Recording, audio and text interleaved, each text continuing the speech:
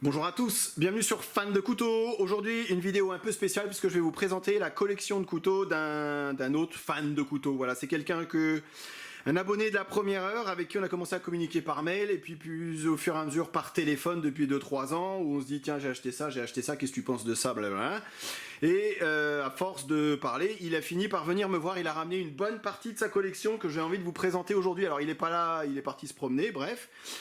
Donc j'en profite pour vous présenter, alors hyper brièvement, sa collection pour vous montrer que dans le monde cinglé fan de couteaux, on n'est pas tout seul. Faut que j'aille hyper vite, ça fait déjà 3 fois que je fais la vidéo et à chaque fois elle fait plus de 45 minutes parce qu'il y en a tellement à présenter. Donc je vais essayer vraiment d'aller très très vite et vous montrer des modèles que vous verrez sûrement peut-être jamais sur la chaîne. Je vais lui demander qu'il m'en laisse 2-3 quand même pour vous les présenter. Donc si vous avez des suggestions de présentation, vous laissez dans les commentaires.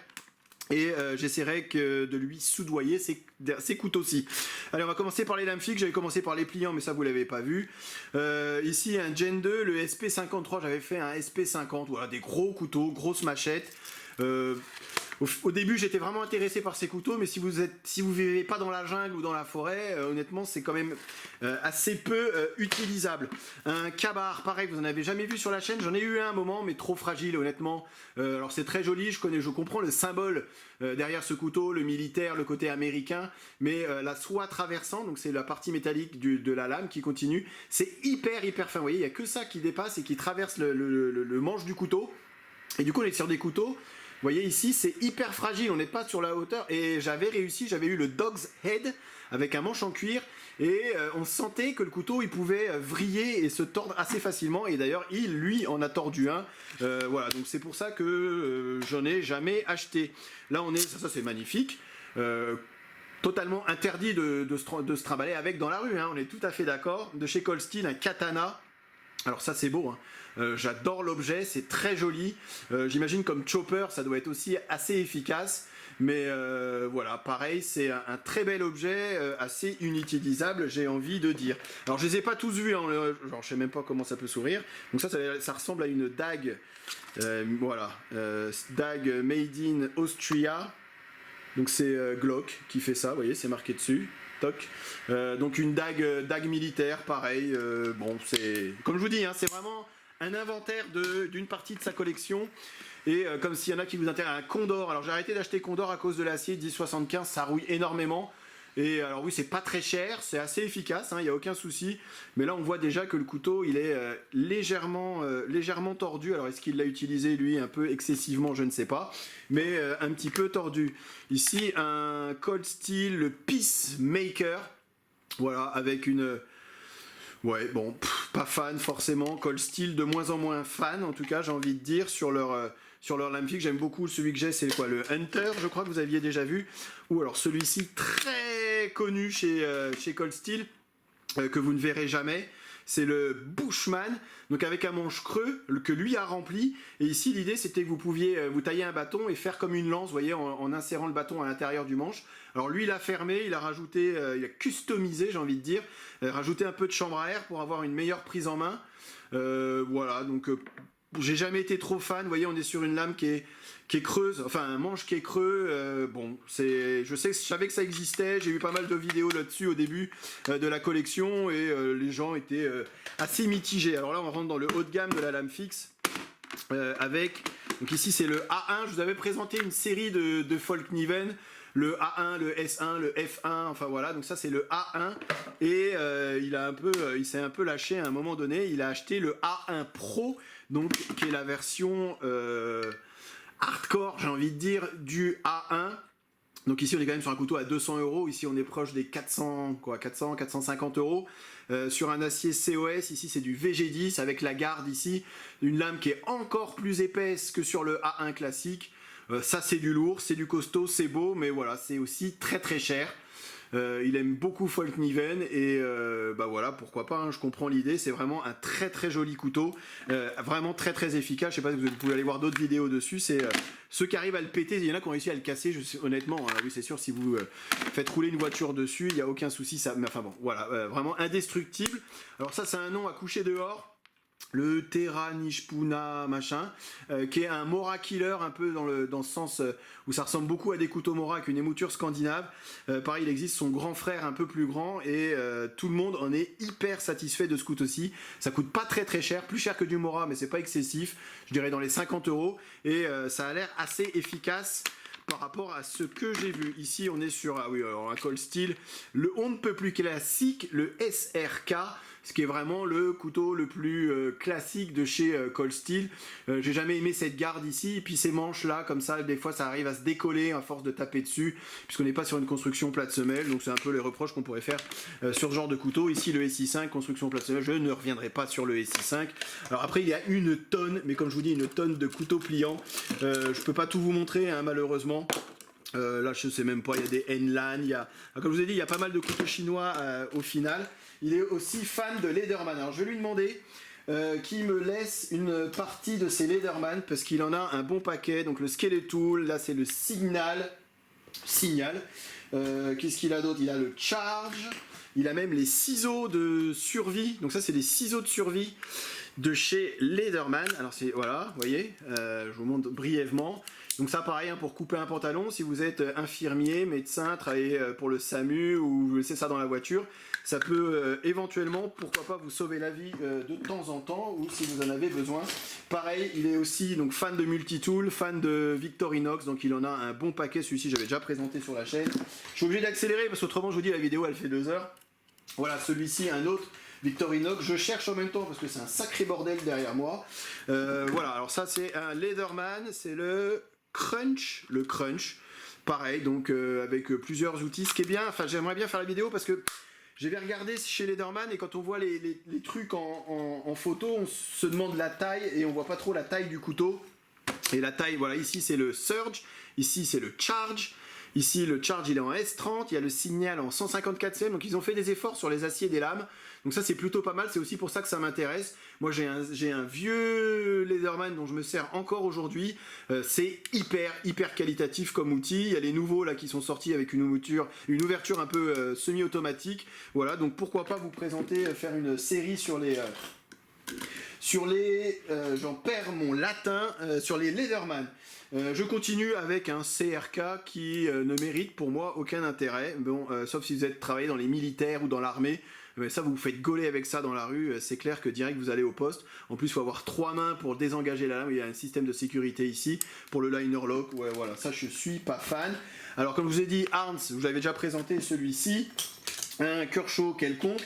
Alors après, il est aussi fan de Ganzo, comme quoi on peut se faire plaisir pour, comme il dit, hein, il est toujours content de recevoir un couteau dans la boîte aux lettres, et pour 10-15 €, bah voilà, vous commandez un Ganzo. Celui-ci, franchement, je le trouve assez sympa, assez joli. Il y en a d'autres que j'aime moins chez Ganzo. J'avais dit que j'arrêtais d'acheter celui-ci, j'arrêtais d'acheter du Ganzo à cause de l'acier 440C. Maintenant, ils sont passés sur des aciers D2, sur des roulements à billes chez Ganzo, sur du carbone laminé, fibre de carbone laminé sur le manche. Donc vraiment, ils sont en train de monter en gamme, comme Sanrenmu également, avec du 14C28N chez Sanrenmu. Donc c'est plutôt pas mal. Ici, une pâle copie du SR1 avec un Axis Lock. C'est très lourd. J'aurai une vidéo d'ailleurs sur le SR1 que je possède et que vous n'avez pas encore vu. Comme je vous dis, hein, des Ganzo, il en a, mais en veux-tu, en voilà. Qu'est-ce qu'il a d'autre? Voilà, il y en aura d'autres sûrement, des Ganzo. Celui-ci, vous l'aviez vu sur la chaîne, un Cold Steel, le Ultimate Hunter. C'était d'ailleurs le sien que vous avez vu sur la chaîne. Certains disent que la lame se raye assez facilement. Ici, il est en CTS XHP, je cherchais le nom, ouais, je me suis taillé le doigt ici, donc ça me fait... Ouais, bref, voilà, c'est pour ça que j'utilise mon majeur. CTS XHP, ils le sortent en S35 aussi maintenant chez Cold Steel.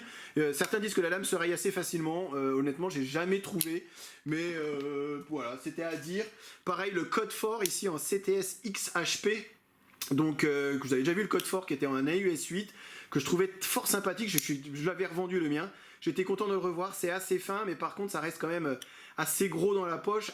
Ça prend pas mal de place à ce niveau-là. Mais c'est toujours une valeur sûre chez Cold Steel. Alors Ganzo, hein, on revient un peu parce qu'il y en a, je vous dis, il y en a partout derrière. Si vous voyez le bazar qu'il peut y avoir. Ganzo, celui-ci, on voit la pâle copie du Rat 1, pareil avec un Axis Lock. C'est pour ça que j'ai vraiment arrêté d'acheter du Ganzo. À cause de ça, par contre, s'ils se mettent à faire du D2 et des modèles peut-être un peu plus innovants, pourquoi pas. Celui-ci, ça va en intéresser plus d'un. c'est le Real Steel. Alors je me souviens plus du nom, je me souviens du Bushcraft, c'était la lame fixe en D2 pareil que j'avais présenté avec une émouture scandinave. Ici c'est sa version pliante. La première chose qu'on peut voir c'est que c'est énorme comme manche, c'est gros. Donc comme ça, on pourrait presque avoir le sentiment d'avoir une lame fixe dans les mains tellement le manche il est gros. Après, il faut voir la solidité du couteau. C'est rare d'avoir une émouture scandinave sur un pliant. Donc celui-ci, je pense que ça pourrait en intéresser plus d'un. Donc je lui demanderai s'il peut me le laisser également. Si vous voulez voir une test, c'est livré dans cet étui tellement c'est gros. Vraiment, je le voyais pas dans la poche. Ça prend une place assez importante. Mais bon, c'est vrai que ça, c'était un moment, il est sorti et ça n'intéressait plus d'un. Pareil, un couteau qui est pour moi intransportable. Extrême ratio. Alors le nom, vous m'excuserez, mais celui-là, je le connais pas. C'est pareil, hein, si vous faites choper avec un machin comme ça dans la rue, franchement là vous passez votre nuit au poste, je vois vraiment pas, enfin pour moi en tout cas l'intérêt. Alors c'est beau, hein, c'est bien fait, c'est lourd, c'est costaud, c'est gros, c'est tout ce qu'on veut, mais c'est pour moi en tout cas presque, enfin intransportable comme couteau et voire presque inutilisable. Enfin voilà, ça a le mérite d'exister. Donc Extreme Ratio, une marque que je connais mais dont vous ne, voilà, qui par rapport à l'utilisation que j'ai en tout cas. Vous l'en verrez peut-être pas forcément sur la chaîne. Alors Real Steel, celui-ci je vous l'avais peut-être pas présenté mais ça se ressemble, H6S1. Alors Real Steel, on va parler 2 minutes de Real Steel, je cherche d'autres parce qu'il y en a d'autres. Comme je vous ai dit, il y a un chantier. Real Steel, c'est dommage parce qu'ils avaient commencé avec leur entrée de gamme, le H6, H5, et après ils étaient montés en gamme en utilisant des matières un petit peu plus nobles, ici avec le Griffin que j'adore. J'étais curieux de le voir, je savais qu'il l'avait. J'étais curieux de voir, donc on est sur du M390, manche en titane, insert carbone, button lock, c'est, vous voyez comme c'est fluide, c'est hyper fluide, c'est vraiment bien. J'ai le S1 Pro que je possède, que vous verrez aussi peut-être un jour sur la chaîne. Donc il y a le Griffin, il existe aussi, et il a le Mégalodon, donc pareil chez Real Steel. Et ce que je comprends pas, c'est pourquoi ils se sont arrêtés de faire du high-end, donc des couteaux peut-être plus chers forcément, mais avec du titane, avec du M390, ils en sortent plus autant que ce qu'ils ont pu sortir à un moment, et je trouve que c'est dommage parce que le Mégalodon qui est un très beau couteau et c'est assez léger, assez grand, assez léger, pareil M390, regardez-moi cette fluidité, c'est voilà, je trouve que c'est vraiment très joli. Ils auraient dû continuer dans ce sens, en tout cas chez Real Steel, avec des matériaux de meilleure qualité. Alors Ganzo, hein, comme je vous ai dit, en veux-tu, en voilà, du Ganzo. Ici Enlan, pareil, donc c'est du chinois, c'est vraiment pour se faire plaisir à petit prix. C'est peut-être un petit peu qualitativement en dessous de Arns. Mais voilà, si la forme vous plaît, c'est vraiment, alors c'est du 8CR très MOV sur celui-ci, mais ça reste tout à fait correct pour pareil une dizaine d'euros. Le Kojak que vous aviez vu pareil sur la chaîne en M390, vous l'aviez vu parce que c'était son couteau. L'IM Steel M4 que vous avez, oh merde, il va m'engueuler. Le IM Steel M4 que vous aviez déjà vu sur la chaîne. Pareil, alors un couteau que je comprends pas. Le Cold Steel, alors ça c'est le Bushman. Pocket Bushman, pardon, c'est un couteau pliant que j'arrive pas à replier. Et alors il faut tirer à l'arrière dessus pour replier la lame. Je pense pareil que là il faut avoir 3 mains ou pas avoir peur de se couper. Bref, je ne vais pas vous le faire en direct. C'est peut-être l'avant-gardiste de l'intégrale. Vous voyez, c'était un manche d'une seule pièce. Je trouve ça vraiment gros, ça fait mal aux mains puisque les arêtes sont saillantes. J'aime pas du tout quoi, mais bon ça a le mérite d'exister et lui apparemment ça devait lui plaire parce que il l'a acheté, comme je vous ai dit, les goûts et les couleurs. Voilà, j'ai retrouvé l'autre Real Steel que j'avais présenté, le H6 Plus. Je vous dis, c'est en regardant aussi mes vidéos qu'il a acheté par exemple ce Real Steel. Voilà, c'est vraiment, puis après chacun part dans la direction qu'il souhaite. Mais voilà, donc Real Steel, dommage hein, si vous m'écoutez.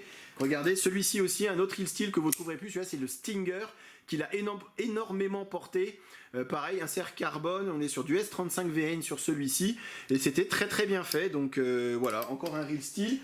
Ensuite, l'autre chinois, alors on avait parlé et je vous avais montré, le CVV, le Praxis, pour certains la pelle à tarte. Ici j'ai trouvé mieux, j'ai trouvé la pelle à pizza, avec le CVV, le Nara.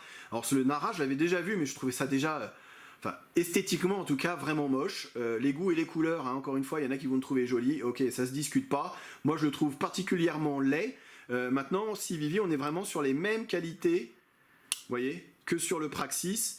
Donc on était sur du 9CR 18 MOV, il y en a qui m'avaient tapé dessus en disant ouais, tu t'as dit que c'était du D2, c'est pas du D2. Aujourd'hui, ils n'ont pas changé leur acier, mais chez CVV, ils appellent ça du D2 chinois quand même. Hein. Donc j'avais... allez, à 90% raison, je pense, c'était à préciser, parce que ça m'avait un peu turlupiner cette histoire de ah, c'est pas du D2, c'est du 9CR18, c'est pas tout à fait la même composition. À quelque chose près, on est sur la même chose. Il en a un autre il est là. Voilà, celui-ci c'est le courseur qui n'est pas la pelle à tarte, qui est l'anti-pelle à tarte. J'adore les nouvelles séries qu'ils ont sorties, les collaborations, les nouvelles collaborations chez CVV. C'est très très joli. Ici encore un Ganzo en automatique qui est pas mal, qui a presque le même souci que sur le Protec, c'est que la lame se bloque pas à tous les coups, vous voyez. Elle rebondit sur le stop pin. Bon, ça c'est un couteau à 15$. Ça me gêne moins que sur un couteau à 150. Mais je trouve qu'en Gentleman Folder, celui-ci est tout particulièrement... c'est joli, ça marche très très vite. Une sortie de lame qui est assez efficace. Ganzo, c'est bien, hein, comme je vous ai dit, qui commence à sortir des autres modèles. Alors là, pareil, une erreur de jeunesse de chez Benchmade. On est sur un modèle, je connaissais pas, le 665. Automatique, enfin semi-automatique, et là avec un système, est-ce que c'était l'ancêtre du Axis Lock? C'est hyper compliqué, ça bouge dans tous les sens à l'intérieur, la couleur elle pique les yeux, vraiment ça je ne... Bon bah voilà, c'est un Benchmade que je connaissais pas, on ne peut pas tout connaître bien évidemment. Hop, encore un Victorinox que comme je vous ai dit, hein, voilà. Alors celui-ci il est assez marrant, ils ont voulu faire un peu à la façon Leatherman, j'avais jamais vu ça avant. Vous voyez, avec la pince qui ressort comme ça, donc bah écoutez, pourquoi pas, par contre ça prend énormément de place.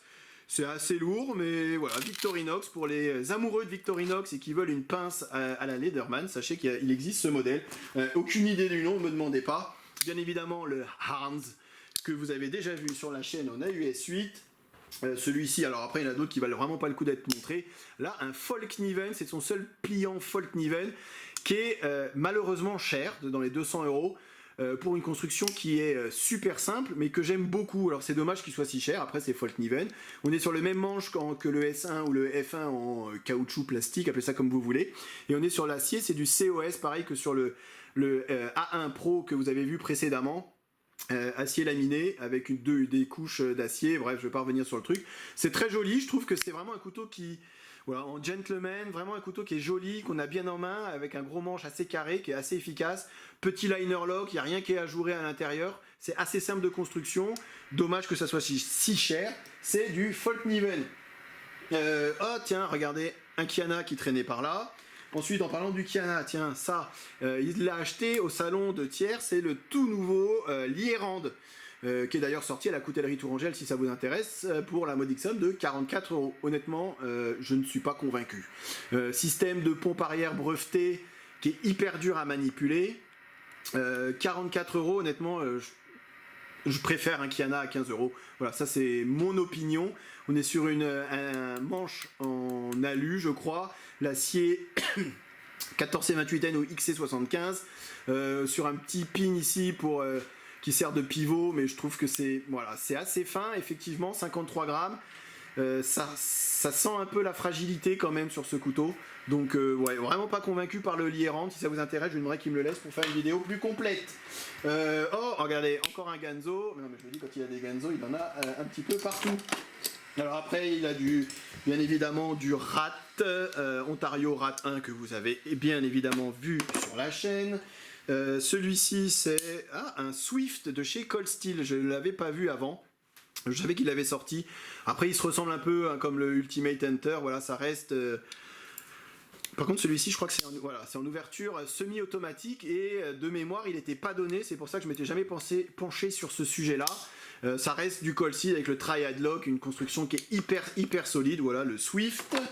Le Benchmade, celui-ci vous l'aviez vu, c'est le Freak, c'est chic. Un DPX Gear, alors celui-ci j'avais jamais vu, je connaissais le L mais une ouverture un petit peu bizarre, voilà, un petit peu différente j'ai envie de dire, vous le clipsez ici, très léger, très fin. Oh, encore un Victorinox, un Ruike que je crois que j'ai pas fait de vidéo sur celui-ci parce que j'ai dû le revendre avant d'avoir fait la vidéo. Il s'agit du modèle 801, je vais lui demander qu'il me le laisse parce que c'est vrai que c'est voilà, un Ristyle à 200€. Ici un Ruike à, allez, on va dire une 45 je crois, 50€ de mémoire, en 14C28N celui-ci, très fin, très facilement transportable, deep carry, donc un port hyper discret, très profond dans la poche, ça marche très bien. C'est franchement celui-ci vaut le coup, je crois que j'aurais dû faire une vidéo dessus, on me l'a déjà demandé et je l'ai pas faite, mais regardez-moi une fois qu'on a passé la détente, voilà ça se referme tout seul et je trouve que c'était vraiment une alternative au haut de gamme de chez Restyle. Ricoh, ils font quand même des jolies choses.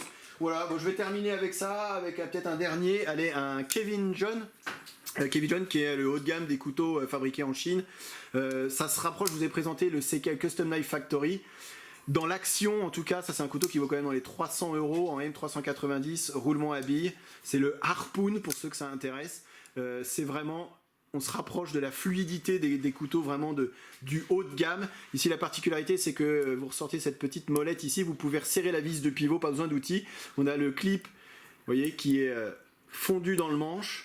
C'est très joli, j'ai toujours regardé les couteaux Kevin John, ça m'a toujours ennuyé de mettre 300 € dans un couteau vraiment pur chinois, sans aucun distributeur en France.